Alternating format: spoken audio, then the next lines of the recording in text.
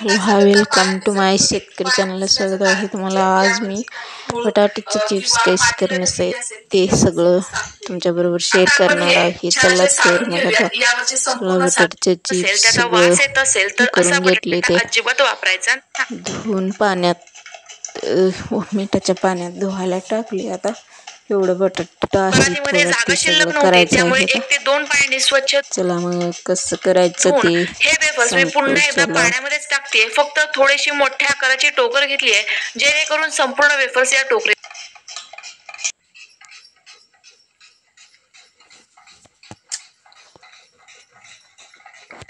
मध्ये मावेल।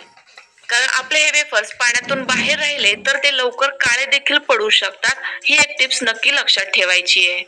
बघा 7-8 बटाट्यांचं एवढं सारं स्टार्च निघालं। हे पाणी मी फेकून देते, पुन्हा एकदा नवीन पाणी घेते आणि उरलेले संपूर्ण बटाटे छान असे किसून घेतले। तर एवढ्या बटाट्यांमध्ये माझे एवढे वेफर्स तयार झाले आहेत। हे छान असे टोकरीतील पाण्यामध्ये बुडतायत।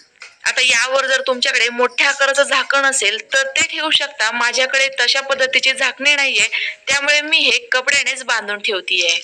आता हे आपल्याला कमीत कमी 5 तासांकरिता आणि जास्तीत जास्त रात्रभराकरिता असेच साईडला ठेवून द्यायचे आहेत, ज्यामुळे यातील संपूर्ण एक्स्ट्राचं स्टार्च निघून जाईल आणि अगदी छान असे पांढरे शुभ्र आपले बटाट्याचे वेफर्स तयार होतील। दुसऱ्या दिवशी सकाळी बघा मी रात्रभराकरिता हे बटाट्याचे वेफर्स भिजत ठेवले होते। यातील पूर्ण स्टार्च निघालेला आहे। आता हे आपण 1 ते 2 बॅच मध्ये शिजवून घेऊया। असं जर का आळवा बटाटा पकडला तर मोठे चिप्स होतात आणि तोच बटाटा असा उभा पकडला तर असे छान लहान लहान गोल गोल हे चिप्स होतात।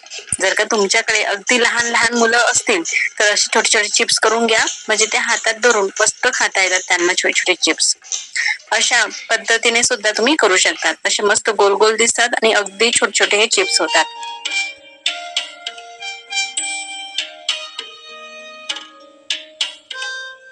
नमस्कार। सरी एकदा करून ठेवले की वर्ष ते 2 वर्ष टिकतात, अजिबात खराब होत नाहीत। आणि इथं हे चिप्स मी आधीच तयार करून घेतलेले आहेत, कारण बटाट्याचे चिप्स आहेत हे 4-5 दिवसांची प्रोसेस आहे आणि त्यामुळं मी आधीच सगळं प्रोसेस केलं, ते शूट करून घेतलं आणि आता तुम्हाला हळूहळू एक एक स्टेप व्यवस्थित समजावून सांगणार आहे। तसं तर ही रेसिपी तुम्हाला मी 1 मिनिटामध्ये सांगू शकते, पण हे करत असताना बऱ्याचदा काय होतं सांगते, चिप्स वाळल्यानंतर काळे पडतात, त्यानंतर तळले की लगेच करपतात किंवा लालसर होतात, असे प्रॉब्लेम्स येतात। तसं होऊ नये म्हणून ही 1 मिनिटाची प्रोसेस मी थोडीशी वाढवून सांगते। बटाटा कुठला वापरायचा इथं पासून ते चिप्स वाळेपर्यंत तळेपर्यंत सगळ्या लहान सहान गोष्टी स्टेप बाय स्टेप बघणार आहोत। आणि तुम्हालाही माहितीये सरिताज किचनची खासियत म्हणजे अचूक प्रमाणात परफेक्ट रेसिपीज, ज्या तुम्ही पहिल्या प्रयत्नात करायला शिकतील। हे बघा असे छान मोठे मोठे। त्यासाठी आपण घेतलंय 2 टीस्पून मीठ आणि पाव ते अर्धा टीस्पून तुरटी। तर इथं आपण 3 किलोला 2 चमचे मिठाचा वापर करतोय। थोडंसं जास्त घातलं तरीही चालेल, पण कधी कधी काय होतं ना बघा, हे वाळवणाचे पदार्थ ओले असताना भरपूर दिसतात आणि वाळल्यानंतर ते एवढूसे होतात। आता हे चिप्स खूप जास्त होते, आता हे एवढूसे झाले, त्यामुळे मिठाचं प्रमाण वाळल्यावर जास्त होऊ शकतं, त्यामुळे घालतानाच आपल्याला जरा बेताने घालायचे। 3 किलो बटाट्याला 2 चमचे मीठ अगदी पुरेसं होतं। आणि इथं आपण तुरटी वापरली ना, ही तुरटी बटाट्याला पांढरं शुभ्र करण्याचं काम करते, जी तुम्हाला कुठल्याही किराणा दुकानामध्ये सहज मिळेल। चला आता आपण साहित्य बघितलं, त्याचं प्रमाण बघितलं। आता चिप्स करण्यासाठी आपल्याला काही तयारी आदल्या दिवशी रात्रीच करायची। तर आदल्या दिवशीच रात्री चिप्स पाडून घ्यायचे। सुरुवातीला आपण सगळ्या बटाट्यांचं साल काढून घेऊया।